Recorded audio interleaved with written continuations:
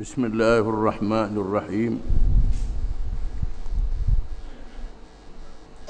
Firman Allah Ta'ala, "Falyatu bihadithin mithlihi in kuntum sadiqin." Surah At-Tur ayat 34. Artinya, maka hendaklah mereka mendatangkan percakapan sepertinya jika mereka orang-orang yang benar.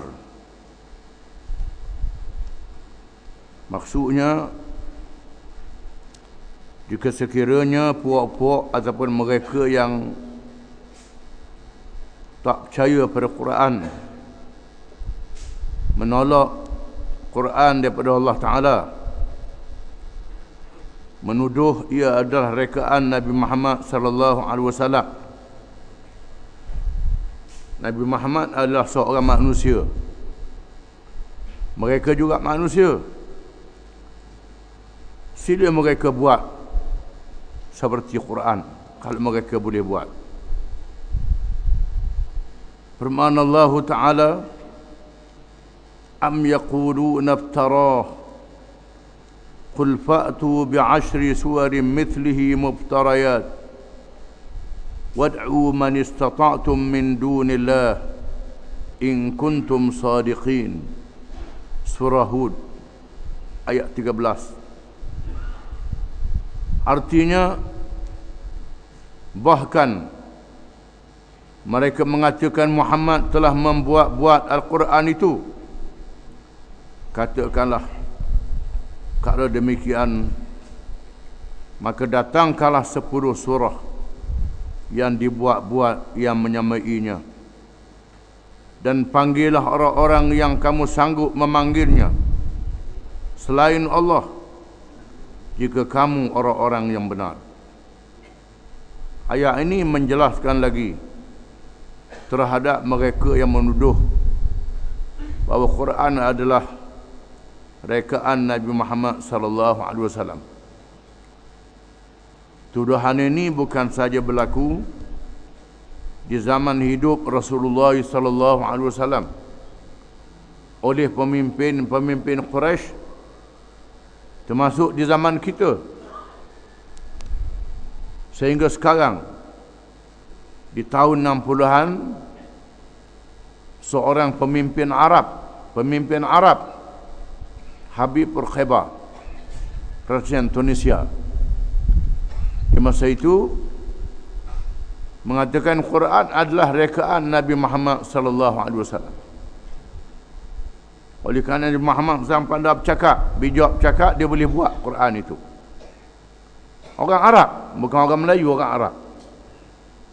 Jangan kita berasa pelik kalau ada orang Arab sendiri yang tak percaya pada Quran.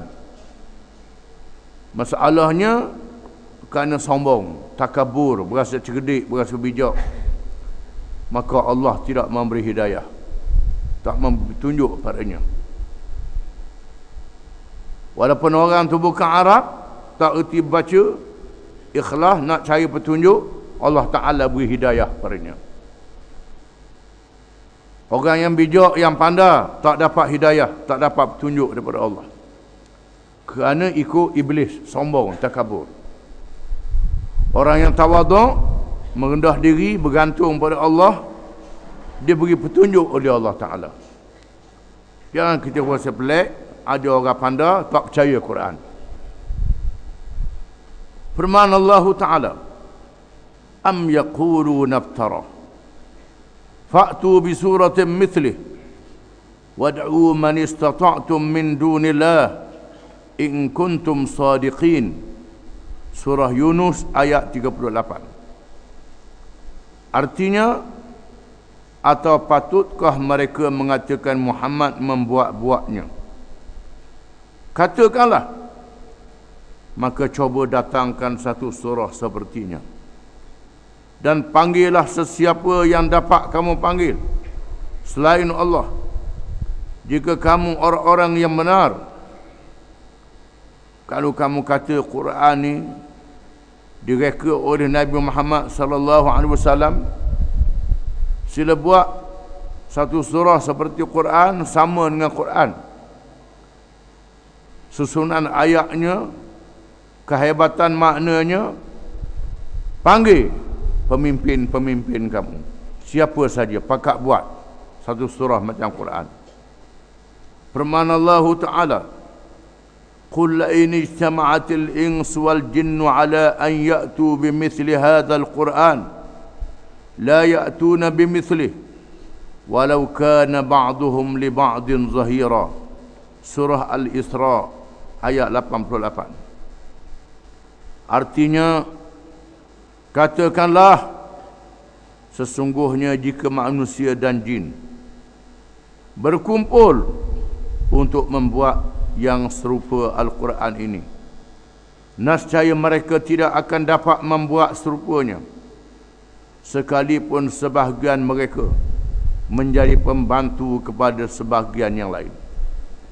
Ayat ini menyatakan lagi, kalau sekiranya seluruh jin, seluruh manusia yang cerdik, yang pandai, yang bodoh kumpul semua, jin, manusia kumpul semua, pakak buat satu surah macam Quran, sama ada secara bersendiri ataupun bertolong menolong di antara satu sama lain, nescaya mereka tidak akan dapat membuat satu surah seperti Al-Quran.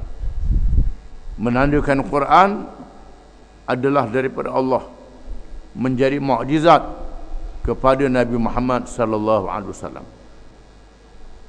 Firman Allah Ta'ala, "Wa in kuntum fi raibin mimma nazzalna ala 'abdina fa'tu bi suratin min mithlihi wad'u syuhada'akum min dunillah in kuntum sadiqin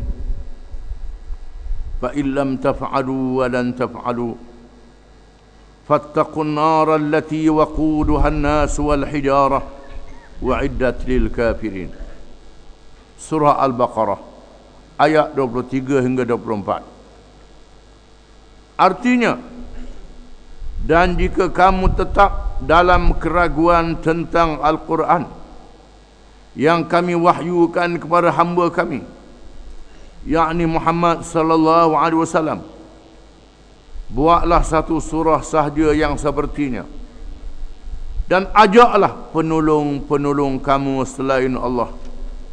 Jika kamu orang-orang yang benar, maka jika kamu tidak dapat membuatnya dan kamu tidak akan dapat membuatnya, maka peliharalah diri kamu dari api neraka, dan umpanya manusia dan batu yang disediakan bagi orang-orang yang kafir. Ayat ini mencabar, jika sekiranya kamu syak, kamu ragu terhadap Al-Quranul Karim yang kami, yakni Allah, turunkan kepada hamba kami Muhammad sallallahu alaihi wasallam, yang kami pilih dia jadi Rasul, sila kamu buat satu surah seperti Al-Quran, kamu panggil orang-orang yang kamu puja, mereka yang kamu puja, Tuhan-Tuhan yang lain daripada Allah yang kamu sembah, panggil Tuhan-Tuhan kamu semua, ataupun pemimpin-pemimpin yang kamu lantik pemimpin tu, kamu kata pemimpin ni bijak sangat, pandai sangat, panggil pemimpin-pemimpin itu semua, ataupun cerdik pandai dalam segala ilmu, apa saja ilmu, kumpulkan mereka semua, buat satu surah seperti Al-Quran, jika dakwaan kamu, kata kamu itu betul. Kalau tidak, takutlah kamu akan api neraka. Memang kamu tak boleh buat sampai bila-bila sehingga hari kiamat. Tidak akan ada mereka yang boleh buat macam Quran. Tidak akan ada sampai bila-bila sehingga hari kiamat. Oleh itu, takutlah kamu akan api neraka. Tuhan suruh takut ke api neraka. Tuhan suruh takut ke api neraka.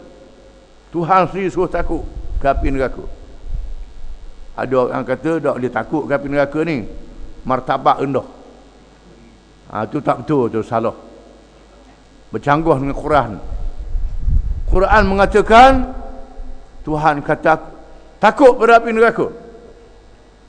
Umpan neraka itu ialah manusia-manusia dan batu-batu.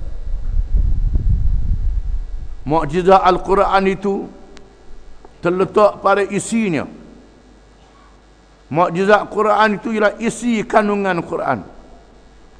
Di dalamnya segala petunjuk yang berkait dengan akidah, berkait dengan iman, kepercayaan kepada Allah, kepercayaan kepada perkara yang ghaib, yang kita tak nampak. Perkara itu benar ada, betul ada, walaupun kita tak nampak. Perkara yang telah berlaku, perkara yang akan berlaku, hukum hakam yang ada dalam Quran, yang berkait dengan makan minum, pakaian, rumah tangga, masyarakat, termasuklah politik, ekonomi, perlembagaan negara, undang-undang negara, undang-undang antarabangsa, semua ada dalam Quran. Termasuklah petunjuk dalam perkara sains dan teknologi. Sains dan teknologi yang berkait dengan bumi, yang berkait dengan langit, berkait dengan angkasa lepas, semua ada dalam Quran.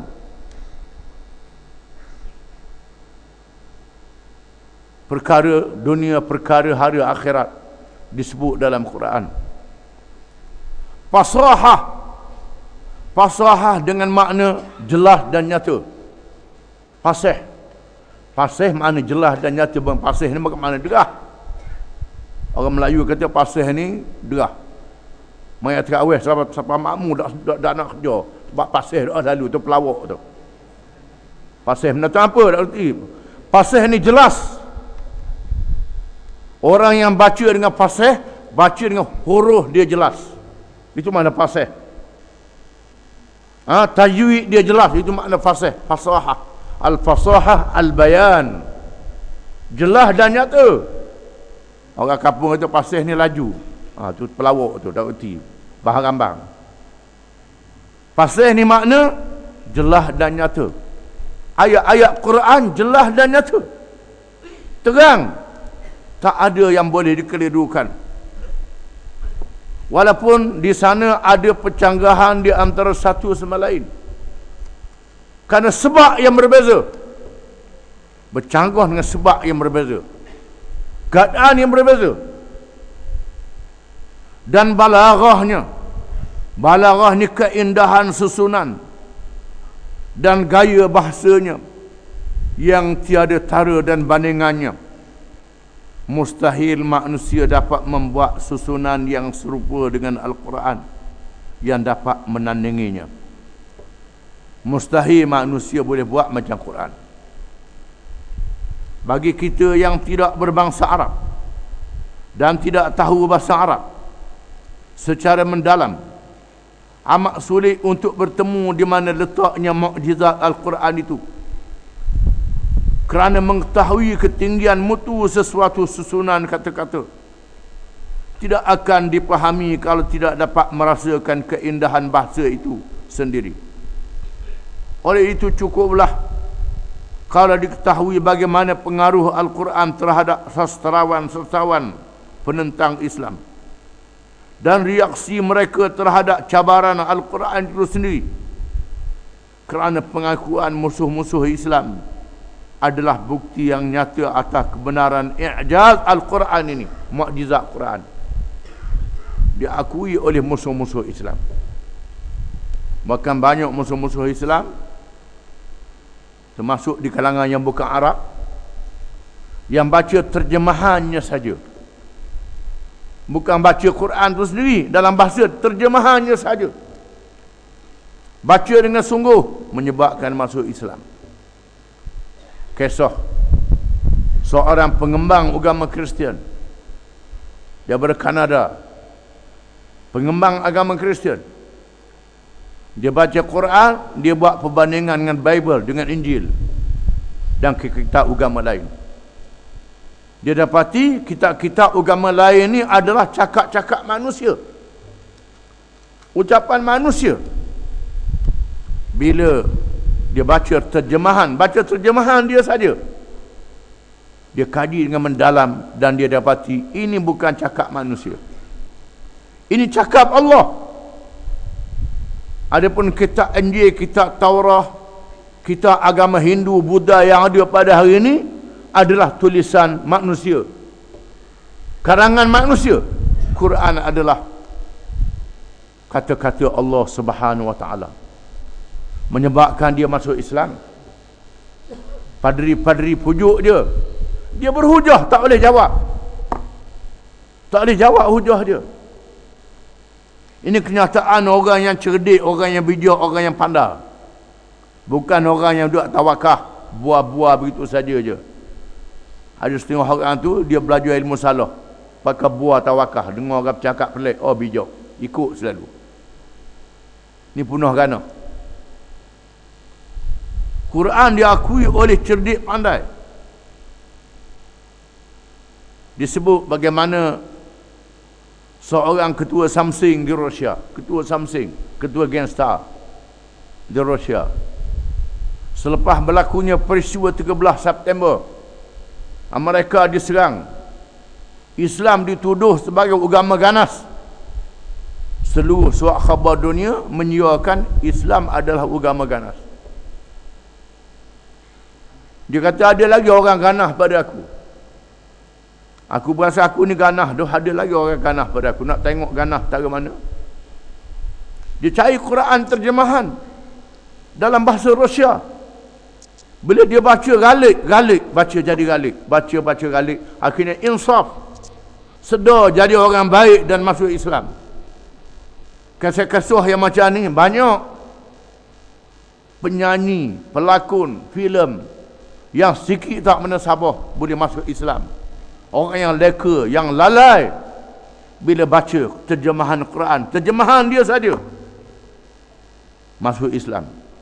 Dan seterusnya mengaji bahasa Arab untuk memahami Quran berbahasanya sendiri. Di sini ada contoh bagaimana musuh-musuh Islam mengaku benarnya Al-Quran ini. Contoh yang pertama, beberapa pemimpin Quraisy telah berkumpul. Quraisy ini ialah kabilah Arab yang duduk di Makkahul Mukarramah. Daripada Quraisy lah dilahirkan Nabi Muhammad sallallahu alaihi wasallam. Quraisy bahasa Arab, bahasa Melayunya ikan jerung. Walaupun orang Arab duduk di padang pasir, tak ada ikan jerung. Cuma mereka yang musafir, yang berniaga di luar, tahu adanya ikan jerung, sejenis makhluk yang dianggap lebih hebat pada singa, pada gajah, pada binatang yang lain. Lalu mereka namakan kabilah yang duduk di Mekah dengan Quraisy kerana kehebatan, keberanian dan ketegasannya. Allah Ta'ala pilih Nabi Muhammad SAW daripada Quraisy, kabilah yang terkenal dengan keras, tahan lasak, hidup di padang pasir, yang payah air, yang tahan menghadapi ujian. Bila mereka masuk Islam, mereka kuat. Kalau lawan Islam pun kuat juga. Jadi kuat juga kalau lawan pun. Beberapa pemimpin Quraisy, iaitulah pemimpin kabilah Arab yang duduk di Mekah, telah berkumpul berbincang cara-cara menundukkan Rasulullah sallallahu alaihi wasallam. Akhirnya mereka sepakat untuk mengutuskan orang yang digelar Abul Walid Al-Mughirah bin Syu'b Al-Mughirah Abul Walid, seorang sastrawan Arab yang jarang sepertinya, agar dia mengemukakan kata-katanya yang indah dan menarik supaya Nabi SAW meninggalkan dakwahnya dengan janji diberi harta dan pangkat dan sebagainya. Setelah Rasulullah SAW mendengar ucapan Al-Walid Utbah bin Rabi'ah, bukan Mughirah, Utbah bin Rabi'ah. Utbah bin Rabi'ah memujuk Nabi SAW dengan kata-kata yang indah. Wahai anak, pakai anak Nabi ni, anak bapa pupu lah.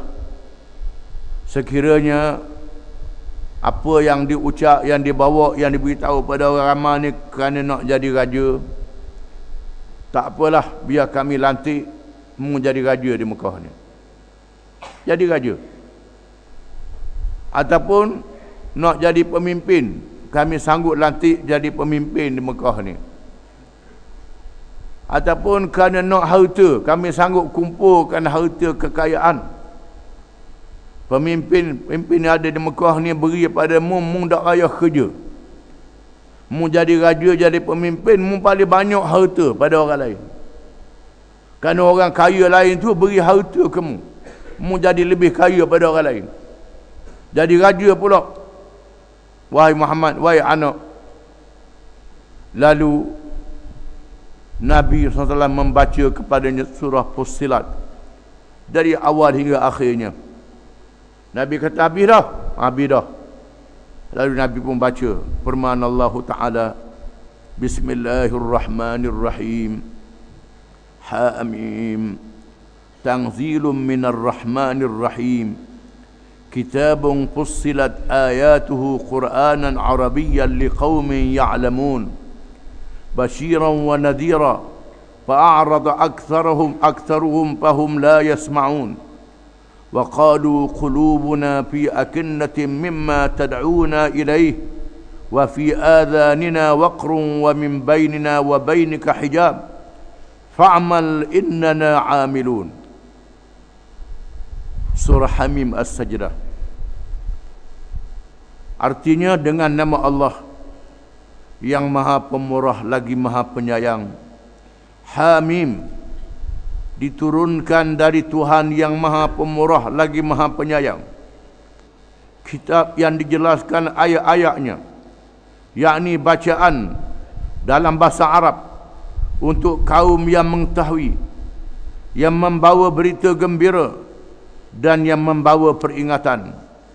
Tetapi kebanyakan mereka berpaling daripadanya, maka mereka tidak mendengar berita gembira, berita syurga kepada mereka yang beriman dan mengerjakan amal yang saleh. Peringatan ialah amaran kepada mereka yang kufur, yang melawan, yang mengerjakan maksiat. Tetapi kebanyakan mereka berpaling daripadanya, tak mau ikut. Maka mereka tidak mendengar. Mereka berkata, hati kami berada dalam tutupan daripada apa yang kamu serukan kami kepadanya, dan telinga kami ada sumbatan, dan di antara kami dan kamu ada dinding. Maka bekerjalah kamu, sesungguhnya kami bekerja juga.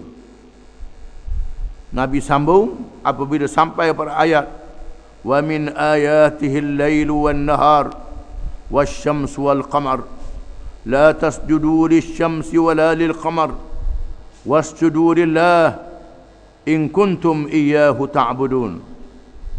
Maksudnya, artinya, dan sebahagian dari tanda-tanda kekuasaannya ialah malam siang, matahari dan bulan.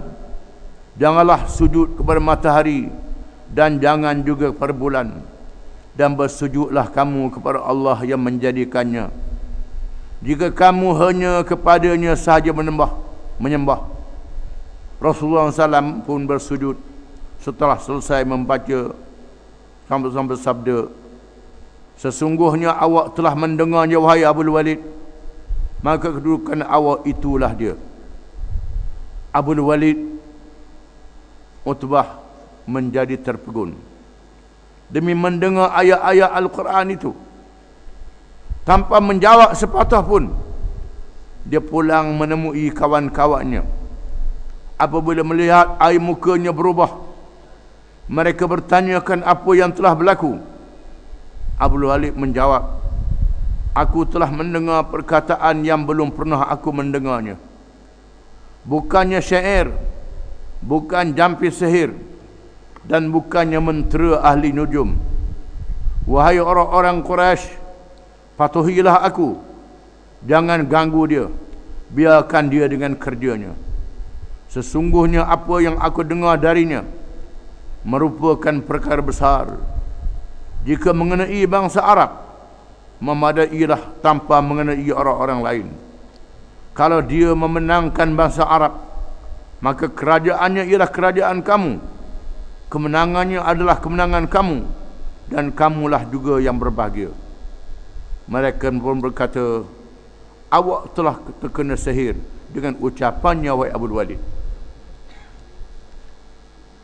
Kisah ini menunjukkan bagaimana seorang pemimpin yang keras, yang menentang Nabi SAW, yang dianggap orang yang bijak, petah, berhujah, bercakap, apabila ditugaskan untuk memujuk Nabi SAW, lalu Nabi membaca ayat-ayat Quran sebahagian yang kita sebut tadi. Sebaik saja mendengar ayat Quran, bersandar dia. Bukan saja tak boleh jawab, mukanya berubah dalam ketakutan dan balik menceritakan kepada pemimpin-pemimpin Quraisy yang lain. Akhirnya tak boleh nak jawab. Hujah yang akhir sekali ialah Muhammad ni ahli sihir. Itulah hujahnya. Itu adalah satu pembohongan terhadap Quran dan terhadap Nabi Muhammad sallallahu alaihi wasallam. Padahal mereka tahu Muhammad adalah orang yang benar, yang amanah. Mereka tengok sejak Nabi dilahirkan, dibesarkan di Mekah sehingga dilantik menjadi rasul, tak ada cacat, tak ada cela, tak ada buruk pada akhlak dan perangai tutur katanya. Bila baca Quran, tolak Quran. Inilah manusia yang tak dapat petunjuk daripada Allah. Wallahu a'lam.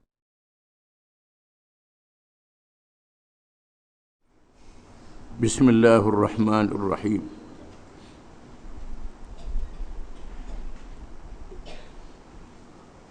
Yang kedua, berkenaan dengan kisah yang menunjukkan bahawa Quran adalah mukjizat. Mengenai ahli syair dan sastra, ahli bahasa, mereka membisu 1000 bahasa. Tidak ada yang berani tampil ke muka kerana tidak sanggup dan takut mendapat cemahan dan penghinaan. Memang ada yang menjawab dan meniru Al-Quran. Bahkan ada yang mendakwa dirinya jadi Nabi,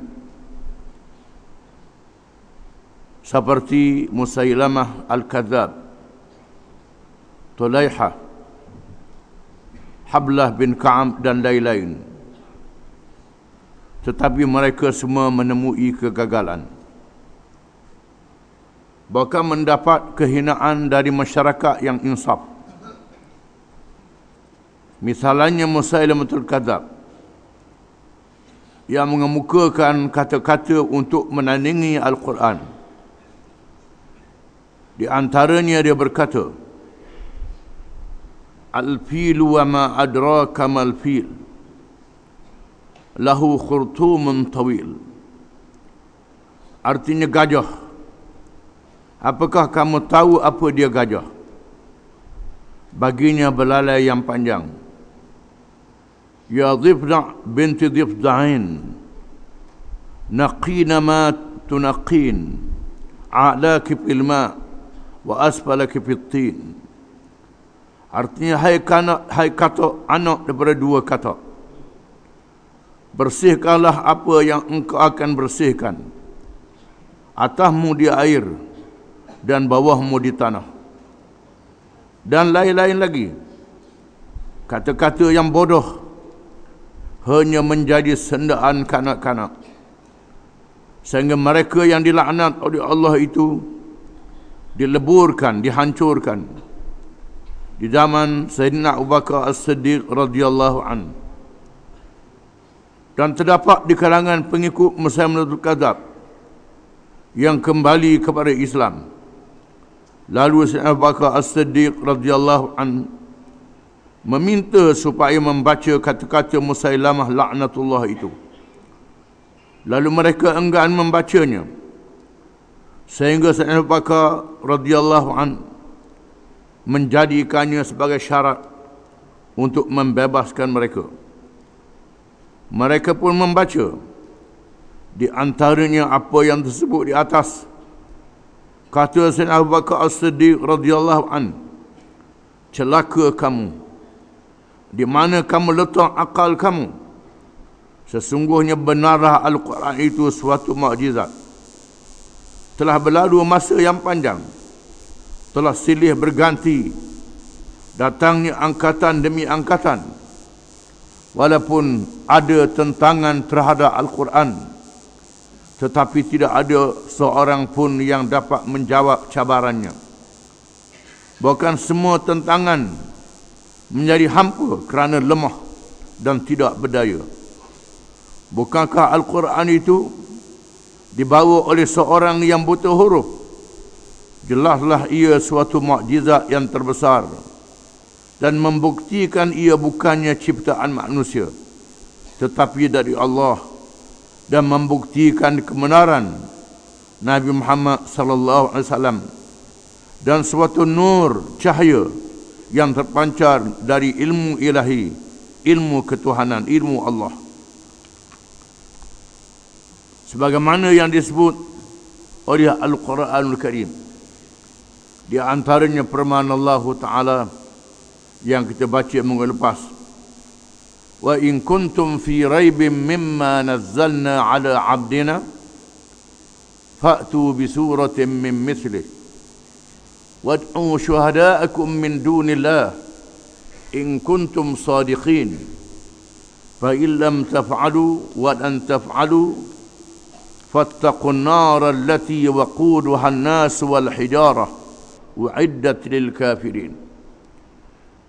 Dan jika sekiranya kamu syak daripada apa yang telah kami turunkan, yakni Al-Quran, kepada hamba kami, yakni Muhammad sallallahu alaihi wasallam, sila kamu bawa satu surah sepertinya. Satu surah saja, pendek pun tak apa. Panggillah penolong-penolong kamu. Sama ada penolong-penolong itu daripada Tuhan-Tuhan yang lain daripada Allah yang kamu lantik. Padahal tidak ada Tuhan yang sebenar melainkan Allah sahaja, esa saja. Kamu lantik Tuhan-Tuhan yang lain daripadanya. Panggil Tuhan-Tuhan itu, patung, berhala, jin, syaitan, manusia dan sebagainya. Sila buat satu surah seperti Al-Quran. Ataupun panggillah pemimpin-pemimpin, raja-raja, pemimpin-pemimpin, ketua-ketua yang kamu sanjung, sehingga kamu takut kepada pemimpin itu lebih daripada Allah Ta'ala. Panggil mereka semua. Sila buat satu surah seperti Quran. Ataupun panggillah orang-orang yang bijak daripada kamu, segala ilmu, kumpulkan mereka semua, ramai-ramai. Sila buat satu surah seperti Al-Quran. Sehingga hari ini mereka tidak boleh menjawab. Sekiranya kamu orang-orang yang benar, sila panggil. Maka jika kamu tidak dapat membuatnya, dan kamu tidak akan dapat membuatnya, takutlah kamu akan api neraka, di mana umpan, unggun, bahan bakar neraka itu terdiri daripada manusia-manusia dan batu-batu. Neraka itu disediakan untuk orang-orang yang kafir, orang yang menentang. Menentang apa? Menentang Allah.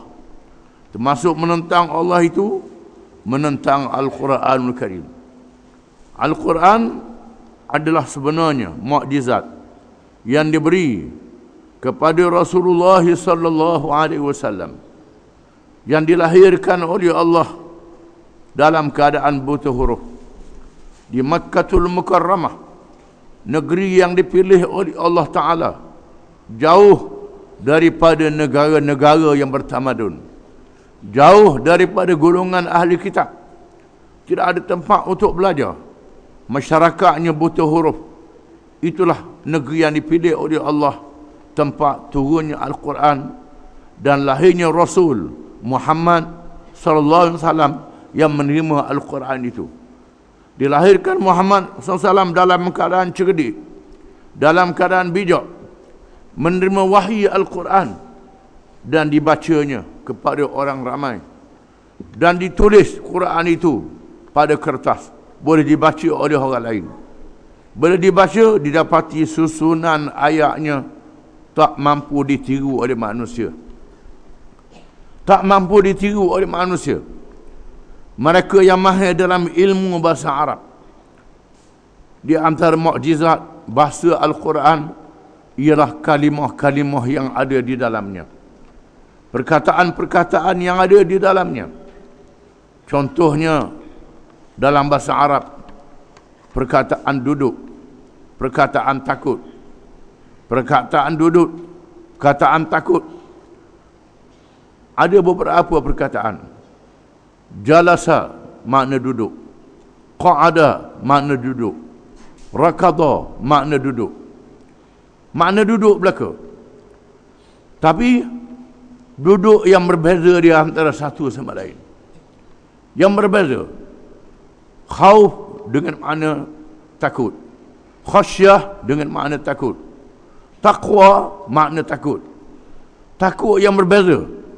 Takut pada orang, takut pada rima, takut pada musuh, takut pada Tuhan. Dengan makna yang berbeza. Di mana ahli-ahli bahasa Arab sendiri tidak boleh meletakkan perkataan ini dengan yang keadaan yang berbeza, dengan cara yang halus seperti Al-Quranul Karim. Itu sebagai satu contoh susunan ayatnya, keindahan ayatnya, maknanya yang mendalam, maknanya yang hebat, tak boleh ditiru. Walaupun oleh orang Arab yang terkenal dengan ahli bahasa yang mahir, bahasa yang tinggi. Bahasa Arab adalah bahasa yang paling tinggi dalam dunia. Tak boleh banding dengan bahasa-bahasa yang lain dalam dunia. Beratus bahasa dalam dunia ni tak boleh banding dengan bahasa Arab. Allah Ta'ala pilih bahasa Arab menjadi bahasa Al-Quran, menjadi bahasa yang dituturkan pada hari kiamat kelak. Bahasa rasmi pada hari kiamat ialah bahasa Arab, bukan bahasa lain lagi. Tak ada lagi bahasa lain. Allah Ta'ala jadikan semua manusia bercakap dengan satu bahasa saja. Dipilihnya bahasa Al-Quran, kitab yang diturunkan di akhir zaman. Keindahan bahasanya tak boleh dilawan. Terdapat mereka yang cuba nak lawan Al-Quran, nak lawan hukum hakamnya. Orang-orang Yahudi di zaman Nabi SAW nak menipu hukum Allah Ta'ala. Allah Ta'ala dedahkan banyak hukum-hukum yang ada dalam Quran sama dengan yang ada di dalam Taurat, sama yang ada dalam Injil. Sebelum dipindah Taurat dan Injil itu, bila berlawan dengan Quran dibanding dengan Taurat dan Injil, ternyatalah mereka sudah menipu pengikut-pengikut mereka. Menipu pengikut mereka. Taurat dan Injil diubah, telah dipindah daripada yang sebenarnya. Quran mendedahkan sehingga ramai padri-padri yang sedar dan insaf masuk Islam. Pendeta-pendeta yang sedar dan insaf masuk Islam.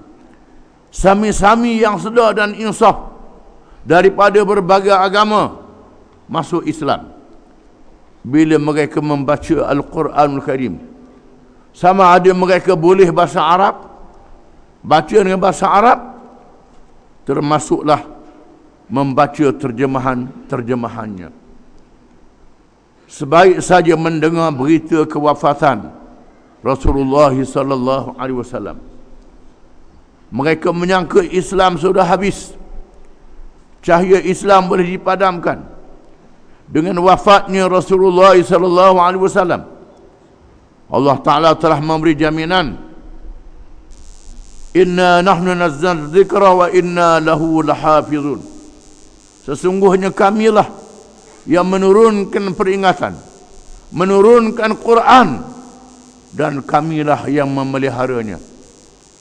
Innahu laqur'anun karim fi kitabim maknun.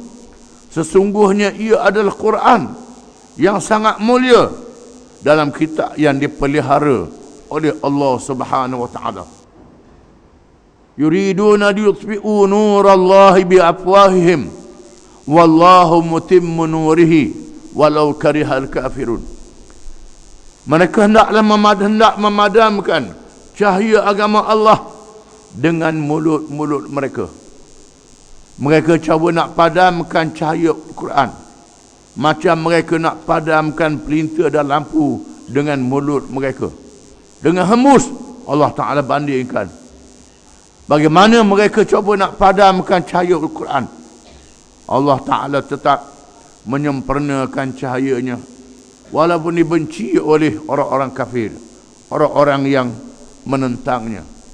Bila berlaku murtad, golongan murtad ini ada yang mengaku jadi nabi, mengaku jadi rasul, padahal Allah telah mengisytiharkan tidak ada rasul lagi selepas Muhammad sallallahu alaihi wasallam. Kalau ada orang mengaku, itu orang bodoh, itu orang sesat, itu penipu besar. Penipu besar. Bila dikaji latar belakang orang yang mengaku jadi nabi ini, menipu. Bukannya orang yang benar, pembohong, orang yang bodoh, tak reti. Yang mengikut dia pun orang bodoh juga, yang tak reti, yang ada kepentingan. Peristiwa murtad bukan sahaja murtad di kalangan kabilah-kabilah Arab, bahkan mereka yang murtad ini dibantu oleh kuasa-kuasa besar dunia Parsi dan Rom di zaman itu bagi menjatuhkan Islam. Ambil ada kata habislah Islam ni, habislah Qurannya. Apa yang berlaku? Mereka yang murtad dikalahkan. Dikalahkan mereka yang murtad. Khulafa' Rasyidin radhiyallahu anhum telah berjaya menjatuhkan kuasa besar dunia. Kuasa besar dunia jatuh. Islam masuk ke Afrika, masuk ke Eropah, masuk ke seluruh pelosok dunia. Dan kita lihat sendiri di zaman yang terkini, apabila jatuhnya khilafah Islam, khilafah Utsmaniyah jatuh, tak ada lagi kerajaan Islam, kuasa besar yang melindungi umat Islam. Tanah air umat Islam telah dijajah oleh musuh-musuh Islam.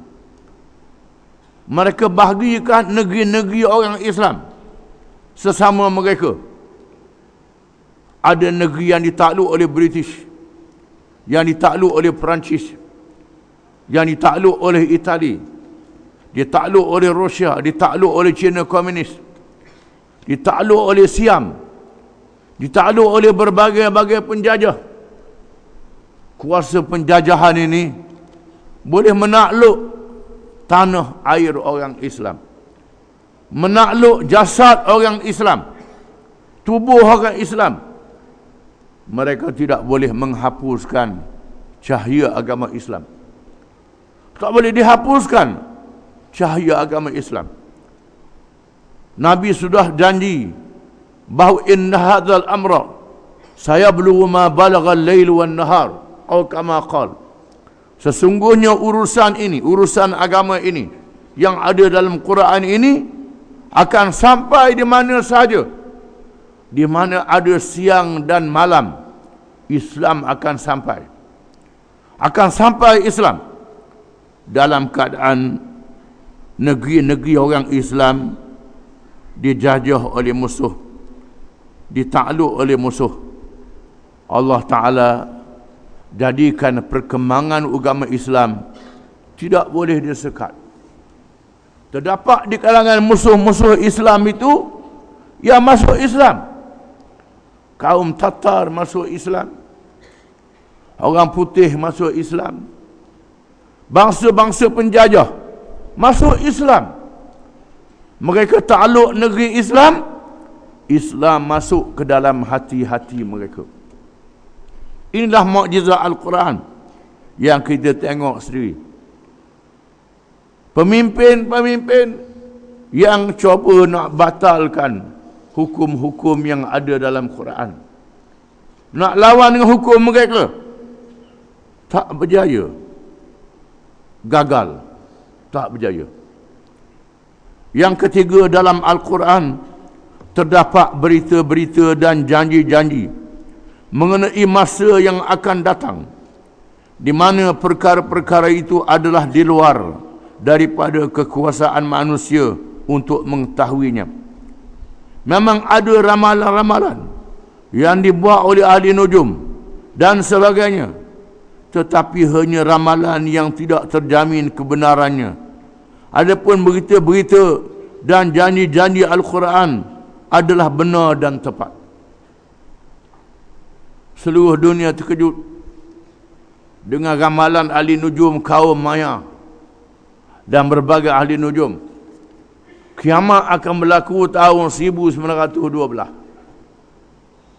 Ni 1913 akan berlaku tahun 2012. Ni tahun 2013 dah ada kiamat lagi. Malam-malam ada kita ada tak kiamat pun. Mereka sudah percaya kiamat itu berlaku. Ahli-ahli sains berlaku percaya kiamat berlaku. Ahli-ahli agama percaya kiamat berlaku. Allah telah mengatakan tak tahu kiamat malaikat Allah. Itu dalam ilmu Allah Subhanahu Wa Taala. Ilmu Allah, tak ada siapa tahu. Tiba-tiba seluruh dunia pergi ramal. Tahun 2012 berlaku hari kiamat. Tiba-tiba tak berlaku pun. Manakala ramalan-ramalan mereka bohong. Yang betulnya ialah Al-Quranul Karim. Al-Quran menyatakan yang tahu bila kiamat Allah Ta'ala. Quran mengatakan tanda-tanda kiamat akan berlaku dengan kerosakan-kerosakan yang berlaku yang dibuat oleh tangan-tangan manusia sendiri. Zaharal fasadu fil barri wal bahri bima kasabat aydin nas liyudhiqahum ba'da alladhi amilu la'allahum yarji'un. Telah zahir keburukan di darat dan di laut, hasil kerja yang dibuat oleh tangan-tangan manusia sendiri, supaya dirasakan kepada mereka sebahagian daripada perbuatan mereka. Mudah-mudahan mereka balik kepada Allah Ta'ala.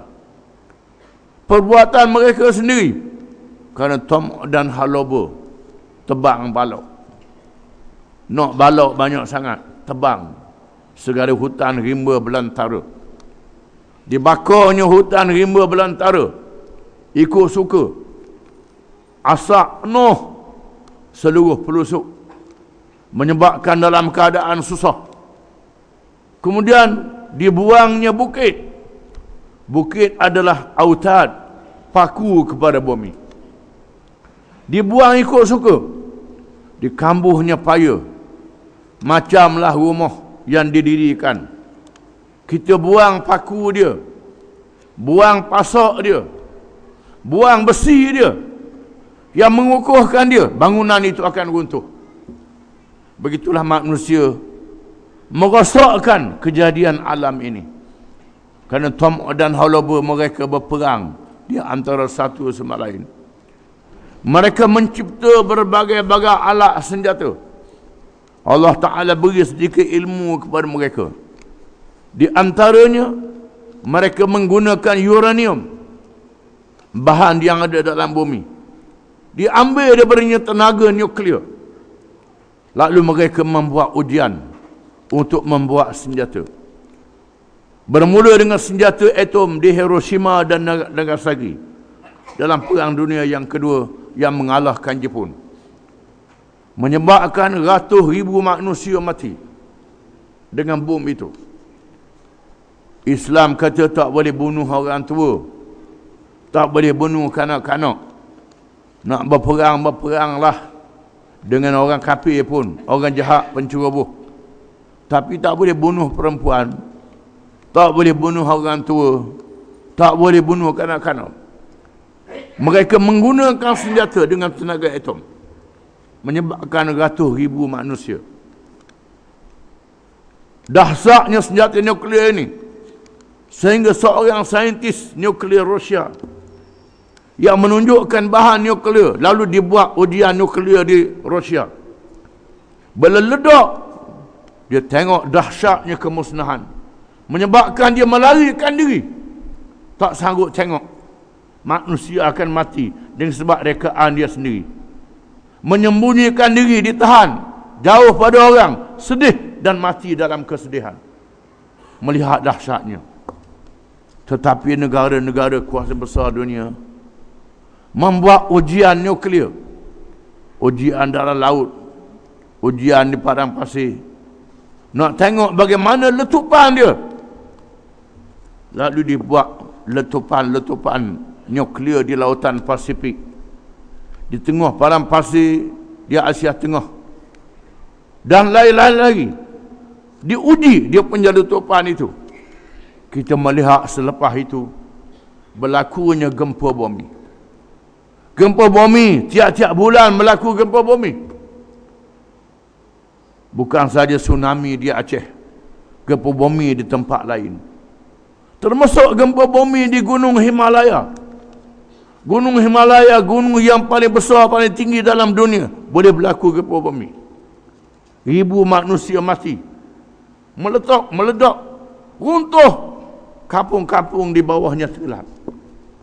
Ribuan manusia. Ini tanda kemusnahan yang dibawa oleh tangan-tangan manusia sendiri. Laut kekurangan hasil, bumi kekurangan hasil, hasilnya kurang, makanannya kurang, makanannya beracun, duitnya banyak, makan ke darah duit, makanlah ke darah duit, telang pitih. Tak boleh. Mesti rezeki daripada Allah Ta'ala. Allah Ta'ala boleh tarik rezeki bila-bila masa saja. Bila manusia dah ikut hukum Allah Ta'ala, dah ikut peraturan Allah Ta'ala, dah ikut halal haram yang ditetapkan oleh Allah Subhanahu Wa Ta'ala. Quran menyatakan perkara yang benar. Bukan saja perkara bumi, perkara masa, termasuk perkara langit. Perkara langit, Tuhan menceritakan tentang matahari. Wasyamsu tajri li mustaqarrin laha. Matahari beredar mengikut kawasannya. Wal qamara qaddarnahu manazil hatta 'ada kal 'urjunil qadim. Bulan kami tetapkan kepadanya tempat-tempat turunnya, sehingga daripada anak bulan balik pada bulan yang kecil, laksana seludang yang lama melengkung. Tuhan sebut dalam Quran. Bintang-bintang cakrawala yang beredar di langit berjalan dan beredar mengikut kawasan-kawasan mereka. Hari ini ahli-ahli sains meneropong dengan alat-alat yang boleh mendekatkan benda yang jauh, nampak bintang-bintang itu dengan besarnya. Banyaknya bintang itu macam pasir yang ada di bumi. Mungkin lebih banyak lagi daripada pasir yang ada di bumi. Kerana bumi ini kecil saja, laksana habuk yang halus di kalangan matahari, bulan dan bintang-bintang itu. Namun tidak berlaga di antara satu sama lain. Masing-masing mengikut peredarannya. Dan ahli sains mengatakan bumi adalah pusat, tempat pusat kepada segala cakrawala yang berpusing di kelilingnya. Yang ada dalam perut bumi ini gasnya, belerangnya, minyak petrolnya, lautan apinya, semua ada dalam perut bumi ini. Boleh meletup bila-bila masa saja. Korek lah, benar korek ke? Korek. Meletup. dan akhirnya akan meletup dengan sebab dibuat oleh tangan-tangan manusia sendiri. Ahli kaji bunyi mendapati Mekah adalah Ummul Qura, ibu segala negeri-negeri, kampung-kampung yang ada di dunia ialah Makkatul Mukarramah. Ahli-ahli sains mengambil batu yang ada di Mekah, tanah yang ada di Mekah, didapati tanah di situ paling tua daripada tanah-tanah yang ada di seluruh dunia. Quran mengatakan Ummul Qura, ibu kepada kampung dan negeri, Makkatul Mukarramah. Quran adalah mukjizat ilmu yang tidak ada bandingan dan tidak ada tandingan. Jangan buat main-main ni, buat japi baca Quran Allah balik. Bodoh sungguh. Baca Quran Allah balik wasi orang sakit. Jadi kafir tu. Tak boleh, Quran Allah tak boleh balik-balik. Baca balik macam mana? Buat suka-suka amat main dengan ayat Quran. Tidak boleh. Tak boleh main dengan ayat Quran ni. Hukum hakam tak boleh. Dalam Al-Quran terdapat kenyataan ilmiah yang tepat. Sama ada yang telah dikaji oleh manusia, dan begitulah juga yang di luar daripada kajian yang ada sekarang. Akan tetap terbukti kebenarannya, di mana perkara seperti ini tidak mungkin dari ciptaan manusia yang lemah. Quran mengatakan tentang kejadian manusia, kejadian langit, kejadian bumi, kejadian binatang, hayawan. Manusia buat kajian hari ini. Wa fi anfusikum afala tubsirun. Dan pada diri kamu sendiri, wahai manusia, adakah kamu tidak melihat tentang kejadian diri kamu sendiri? Afala yanzuruna ilal ibli kayfa khuliqat, wa ila as-sama'i kayfa rufi'at, wa ila al-ardi kayfa rufi'at, wa ila al-jibali kayfa nusibat. Adakah kamu tengok bagaimana binatang unta dijadikan, bumi dihamparkan, bukit dipacakkan, langit didirikan? Kamu tidak tengok? Itu semua manusia buat kajian tentang diri sendiri. Diri sendiri. Mata kita ini mengikut pakar mata kata berjuta banyak orang. Orang mata ini siapa berjuta? Orang hidup di mata kita ni berjuta, tak mampu dia buat kajian oleh manusia tentang mata, tentang hidung, tentang otak.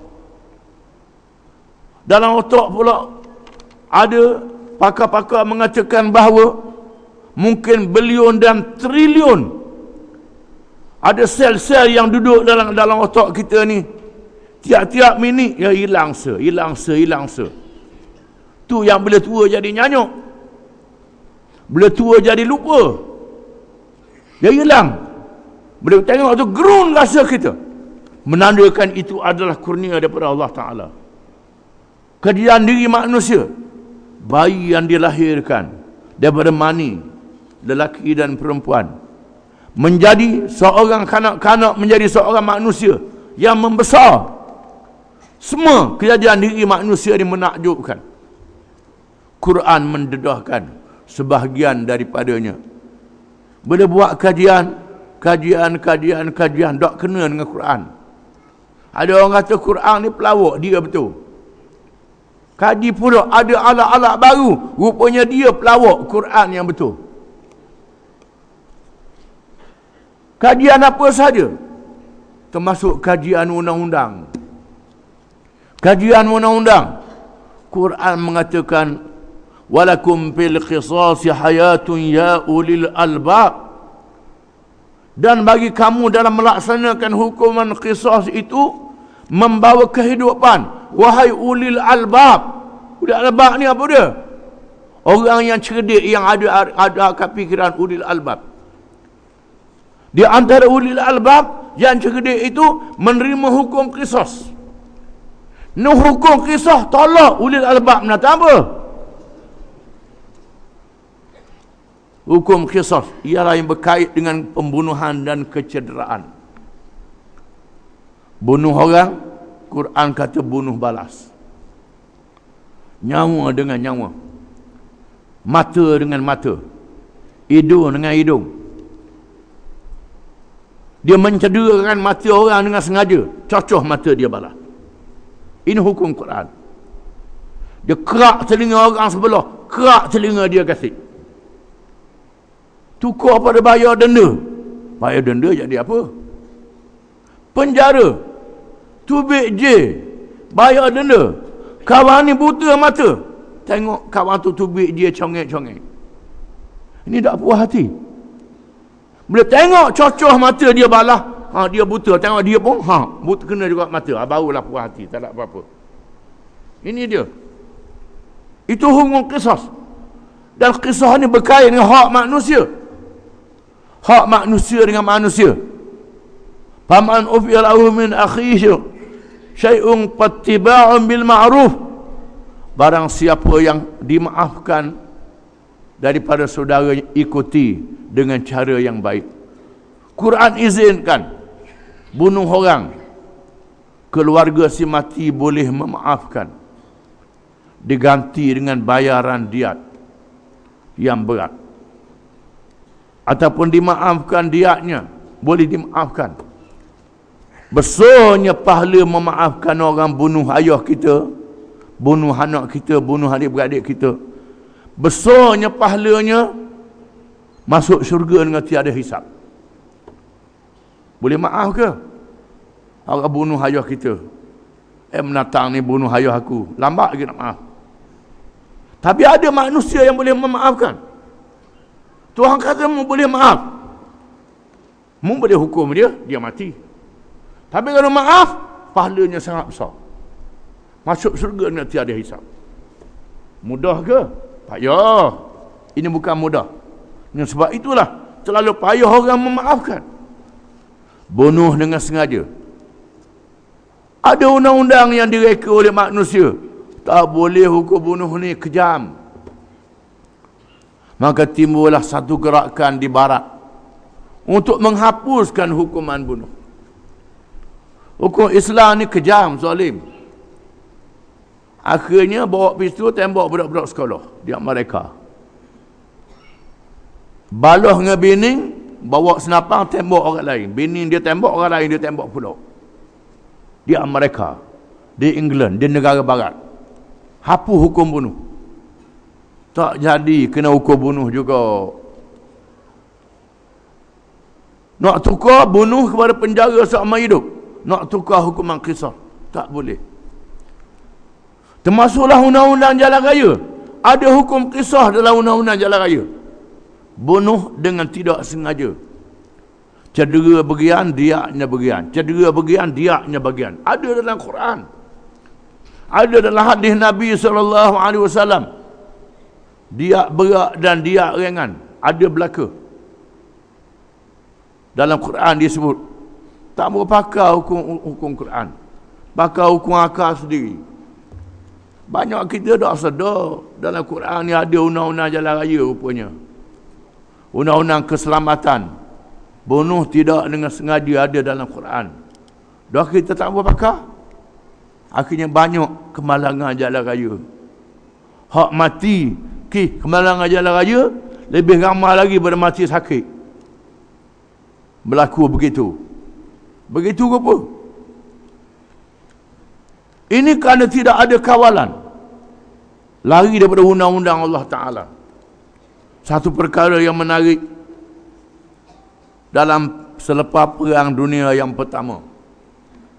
Perang Dunia yang kedua, Perang Dunia yang pertama belum daripadanya. Perang Dunia yang pertama tu berjuta manusia mati.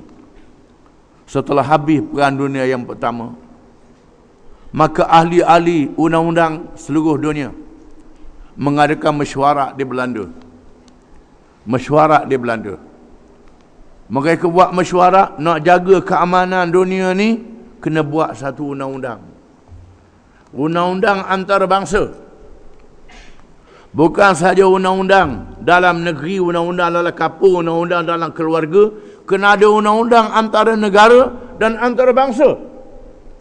Buat undang-undang antarabangsa. Mereka tak tahu dah erti nak buat macam mana. Nak buat undang-undang antara negeri-negeri dalam dunia. Ketua negara dalam dunia. Nak kawal macam mana? Mereka tak boleh buat undang-undang. Akhirnya terpaksalah tengok Quran. Ada Quran terjemahan bahasa Inggeris. Quran terjemahan bahasa Perancis. Dibaca Quran ini, baru boleh buat undang-undang antarabangsa. Itu ahli undang-undang orang putih. Anak murid dia sini warna agama. Anak murid orang putih ada di sini. Bapa dia, ahli-ahli ilmu dia nak buat undang-undang antarabangsa dulu. Tengok Quran terjemahan. Tak tahu nak buat. Semua ada dalam Quran. Wa in janahu lis-salmi fajnah laha wa tawakkal 'ala Allah. Tuhan ajar orang Islam. Jika sekiranya mereka cenderung kepada perdamaian, terima perdamaian dan bertawakal kepada Allah. Perdamaian diutamakan. Quran menyebut, wa qatilu fi sabilillahi alladhina yuqatilunakum wa la ta'tadu innallaha la yuhibbul mu'tadin. Perangilah orang-orang yang memerangi kamu pada jalan Allah. Berperang. Kalau orang serang kamu, perang mereka. Wala ta'tadu innallaha la yuhibbul mu'tadin. Jangan kamu melampaui batas. Allah Ta'ala tidak menyukai orang-orang yang melampaui batas. Quran menyebut. Berperang boleh, tapi ada batasnya. Quran menyebut. Boleh berperang bila orang langgar negeri kita, tapi ada batas. Quran menyebut. Tuhan menyebut lagi, wa in ahadun minal musyrikin istajaraka fa'ajirhu hatta yasma'a kalam Allah thumma ablighu ma'malah. Jika sekiranya seorang musyrikin musuh kamu daripada negara musyrikin mu berperang dengan sebuah negara tu zalim, ada rakyat dia kena zalim, dia musyrikin, dia kafir lagi, dia zalim sama-sama dia dengar berita negeri Islam ni ada, lalu seorang musyrikin daripada negeri musyrikin melarikan diri ke negeri kita. Dalam dunia dinamakan orang pelarian. Orang pelarian ni orang musyrikin. Macam mana nak buat? Fa'ajirhu, Tuhan kata, beri perlindungan kepadanya. Hatta yasma'a kalam Allah. Bukan beri perlindungan saja. Cari berah, cari makanan, banyak makan saja. Bukan begitu. Sampaikan kalam Allah. Ajak dia masuk Islam. Dakwahkan dia.